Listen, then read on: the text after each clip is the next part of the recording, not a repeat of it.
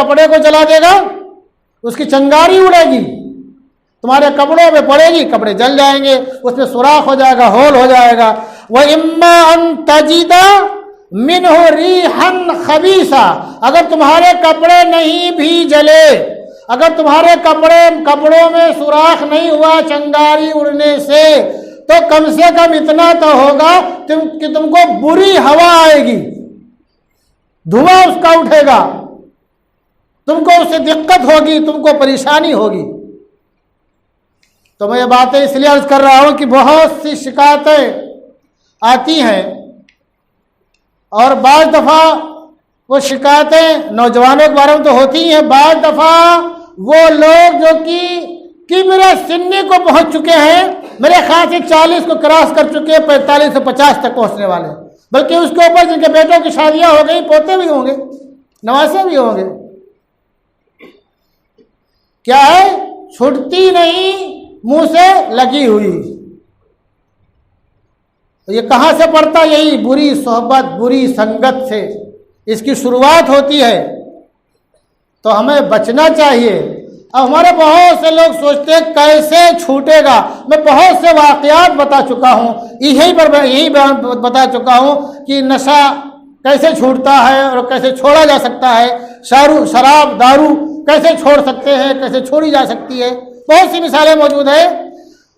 جن لوگوں نے بھی، جن کی غلط عادت تھی قرون اولیٰ سے لے کر کے اب تک، اگر کسی نے سچی توبہ کر لی ہے اور چھوڑ دیا ہے تو چھوڑنے کی وجہ سے مرا نہیں ہے، ہو سکتا کچھ بیمار ہوا پھر ٹھیک ہو گیا 2-4 دن کے بعد، کوئی موت نہیں ہوئی ہے نشہ چھوڑنے کی وجہ سے، کوئی بتا نہیں سکتا ہے مائی کا لال۔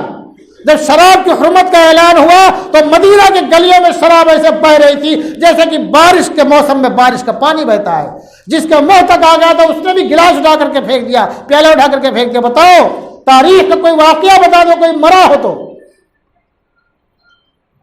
میں ایک واقعہ بتا دوں، جنگ قادسیہ ایک عظیم جنگ ہے، بہت ہی عظیم معرکہ ہے، بہت ہی عظیم معرکہ ہے۔ اگر آدمی چاہے تو چھوٹتی کیسے واقعہ بتا رہا ہوں۔ ایک کتاب ہے الاصابہ فی تمیز الصحابہ، کئی جلدوں میں ہے، علامہ ابن حجر عسقلانی رحمۃ اللہ علیہ کی ہے، اس میں یہ ذکر ہے، صفحہ جلد نمبر 7 صفحہ نمبر 298 سے آگے کئی پیج میں۔ ایک صحابی ہیں، ان کا نام ہے مشہور ہے ابو محجن الثقفی، یہ ثقفی خاندان کے ہیں، طائف کے علاقے کے۔ ایمان لانے سے پہلے مزاج بنا ہوا تھا، اتفاق ایسا کہ بعد میں پھر وہ عادت لوٹ آئی، کوڑے لگائے جاتے تھے، پھر بعد میں خفیہ طریقے سے جنگ قادسیہ کے موقع پر جنگ میں شرکت کے لیے گئے اور خفیہ طریقے سے رکھ کے لے کے چلے گئے، اور جب ایک بار موقع ملا تو دور جا کر کے انہوں نے تھوڑا پی لیا۔ اس وقت جو لشکر کے امیر تھے حضرت سعد بن ابی وقاص رضی اللہ تعالیٰ عنہ، ان کو معلوم پڑا، ان کو جو ہے قید کر دیا۔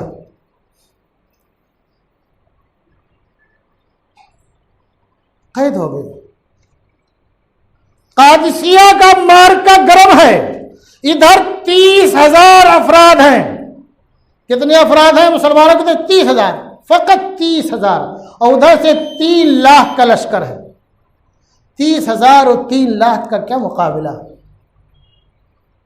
لیکن اللہ کیا کہتے ہیں؟ ان تنصروا اللہ ینصرکم ویثبت اقدامکم، اگر تم اللہ کی مدد کرو گے اللہ تمہاری مدد کرے گا، تمہارے قدموں کو اللہ جمع دے گا۔ اسی کا واقعہ ہے، ایک صحابی آتے مادی، عمر بن مادی کرب، انہوں نے اپنی ایک تلوار کی ایک وار سے ہاتھی کے 4 ٹانگوں کو اڑا دیا، ایک ہی وار سے۔ علامہ کمال الدین دیوری نے لکھا فَهَذِهِ ضَرْبَةٌ لَمْ يُسْمَعْ فِي الْإِسْلَامِ وَلَا فِي الْجَاهِلِيَّةِ، کہ ایسی وار تھی کہ نہ تو اسلام میں اس سے پہلے سنی گئی اور نہ زمانے جاہلیت میں سنی گئی۔ بہت ہی عجیب و غریب مارکہ ہے، اور ظاہر میں ایسا لگتا ہے کہ مسلمان مغلوب ہوں گے۔ یہ حضرت ابو محجن قید میں ہیں، قید میں جب دیکھا مارکہ بہت گرم ہے تو پریشان ہو گئے، زور سے چلانے لگے، اشعار پڑھنے لگے۔ ان کی بیوی جو حضرت سعد بن وقاص رضی اللہ تعالیٰ عنہ کی بیوی تھی، دوسرے بازو کے گھر میں انہوں نے آواز سنی، بولی کیوں چلا رہے ہو، کیا بات ہے؟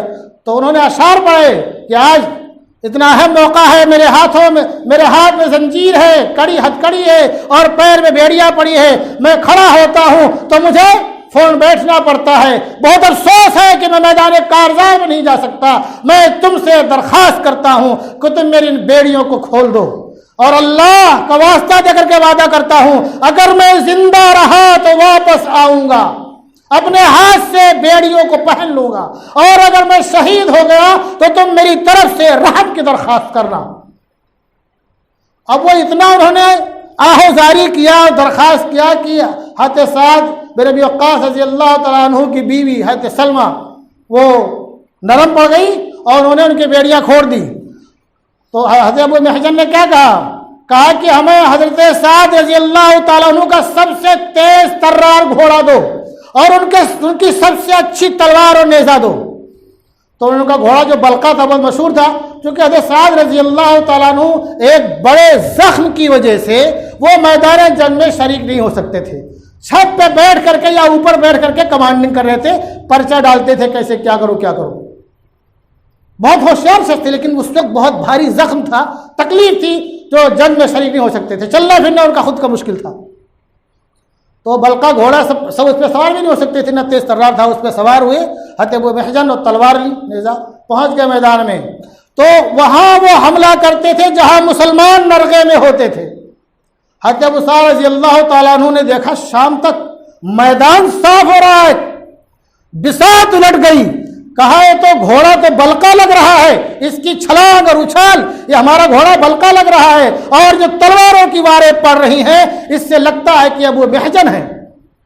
خیر شام کو آئے اور اپنے ہاتھوں سے بیڑیاں ڈال لی، پہن لی، لیکن میدان کا پاسا پلٹ گیا، رخ بدل گیا پورا، ایک شخص کی بہادری اور دلیری کی وجہ سے۔ تو حضرت نے گھر میں آ کر کے بتایا کہ ایسا ایسا، اور اس طرح سے ایک شخص آیا اور وہ پہچان بھی نہ سکا اس کو میں، کیونکہ اب بہت کپڑا لپیٹ لیا تھا کہ پہچاننے میں نہ ہوں، انہیں حضرت کہیں دیکھیں گے تو بولیں گے یہاں کیسے پہنچ گیا، بیچ ہی میں معاملہ بگڑ جائے گا۔ اور اتنے زوردار حملہ کہ حضرت نے کہا کہ جو ہے دشمن کی ہوا اکھڑ گئی، سب بھاگنے لگے دشمن کے لوگ۔ تو ان کی بیوی نے پورا واقعہ بتایا، کہا تم صحیح کہتے ہو، گھوڑا بلقا ہے اور تلوار بھی تمہاری ہے، لیکن بازو کس کا تھا؟ ابو محجن کا تھا۔ تو کہا ہم کو بھی لگ رہا تھا ابو محجن ہی ہے۔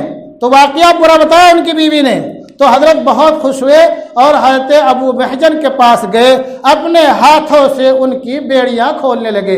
کہا جس کو اللہ اور اس کے رسول سے اتنی محبت ہو، مسلمانوں کی جان کی اتنی فکر ہو، جس کے اندر اتنی غیرت اور حمیت ہو، اتنی دلیری اور بہادری ہو، میں اس کو قید میں کیسے رکھ سکتا ہوں اور میں اس کو کوڑے کیسے لگا سکتا ہوں؟ تو حضرت نے کیا کہا؟ چھوڑ دیا، کہا بھی میں تمہیں کوڑے نہیں لگاؤں گا، چھوڑتا ہوں۔ تو حضرت ابو محجن نے کہا کہ آج سے پہلے اگر مجھ سے یہ غلطی ہوتی تھی، سن لو مسلمانوں، سچے پکے مسلمانوں کو اپنے گناہ سے پاک ہونے کی کتنی فکر ہوتی تھی۔ تو حضرت ابو محجن نے کہا آج سے پہلے مجھ سے یہ غلطی ہوتی تھی تو کوڑے مجھ پر لگتے تھے، میں پاک صاف ہو جایا کرتا تھا۔ اب آپ نے کہہ دیا آئندہ کوڑے تم کو نہیں لگاؤں گا، تو میں اگر مجھ سے غلطی ہوئی تو میں پاک صاف کیسے ہوں گا؟ اس لیے میں آج ہی سچی پکی توبہ کرتا ہوں کہ آئندہ میں شراب کو ہاتھ نہیں لگاؤں گا۔ اور تاریخ گواہ ہے، تاریخ گواہ ہے، اس کے بعد سے انہوں نے کبھی شراب کو ہاتھ نہیں لگائی ہے۔ تو میں خالی یہ بتانا چاہتا ہوں مسلمانوں، جو ہم یہ سوچتے ہیں، خاص طور سے ہمارے نوجوان جن کی ماں روتی ہیں اور باپ کی رات کی نیند اڑ جاتی ہے، جن کے خاندان کا شیرازہ بکھر جاتا ہے اور جن کی شادیاں ہو جاتی ہیں، بچے بلکتے ہیں، ان کی بیویاں بلکتی ہیں۔ بعض گھروں میں طلاق کے کئی طلاق کے واقعات بھی میرے سامنے آئے۔ بیویوں نے طلاق لے لیا، کہا بچی ہے اس کا کیا ہوگا؟ کہا بچی اس گھر میں اس کے پاس رہنے سے بہتر ہے کہ میرے پاس رہے گی، میں گھروں میں برتن مانج کر کے اپنی بچی کی پرورش کر لوں گی، اس گھر میں رہنے سے بہتر ہے اس کے ساتھ رہنے سے، جس کی عادت اتنی خراب ہے۔ تو جو لوگ سوچتے ہیں ہمارے بھائی جوان ہوں یا نئی عمر کے ہوں یا بوڑھے ہوں، بوڑھوں کا نام بھی منہ پہ آ جاتا ہے۔ ایک واقعہ بھی جلدی میرے سامنے آیا، بہت افسوس ہوتا ہے۔ اس وقت مجھے معلوم پڑا کہ بڑی عمر کے لوگ بھی شکار ہیں اس لت کے، یا ہو سکتے ہیں۔ اللہ تعالیٰ حفاظت فرمایا ہماری نسلوں کی، بڑوں کی، بوڑھوں کی، جوانوں کی، ہم سب کی۔ یہ عادتیں اور یہ لتیں بتا کر کے نہیں آتی ہیں، پوچھ کر کے نہیں آتی ہیں، ایسے دبے پاؤ آتی ہے کہ انسان محسوس نہیں کر سکتا ہے اور اس کی زندگی خراب ہو جاتی ہے اور اس کا کھانا خراب ہو جاتا ہے، پورا کنبہ بکھر جاتا ہے۔ تو ہمارے لوگ، اپنے لوگ، ہمارے بھائی، ہمارے باپ، ہمارے چچا، ہمارے بیٹے، ہمارے بھتیجے، میں تم لوگوں سے بستہ عرض کرتا ہوں کہ یہ مت سوچو کہ عادت چھوٹتی نہیں ہے، یہ مت سوچو کہ عادت چھوٹتی نہیں ہے، یہ عادت اسی وقت چھوٹ جائے گی جس وقت آپ سچی توبہ کر لیں گے اور اپنے دل میں ٹھان لیں گے کہ انشاءاللہ آئندہ اس کو ہاتھ نہیں لگاؤں گا، تو انشاءاللہ اللہ کی مدد بھی آپ کے ساتھ آئے گی اور ہمیشہ ہمیشہ کے لیے عادت ختم ہو جائے گی۔ اللہ تبارک و تعالی ہم سب کی اور ہم سب کے نسلوں کی حفاظت فرمائے۔ وما علینا الا البلاغ۔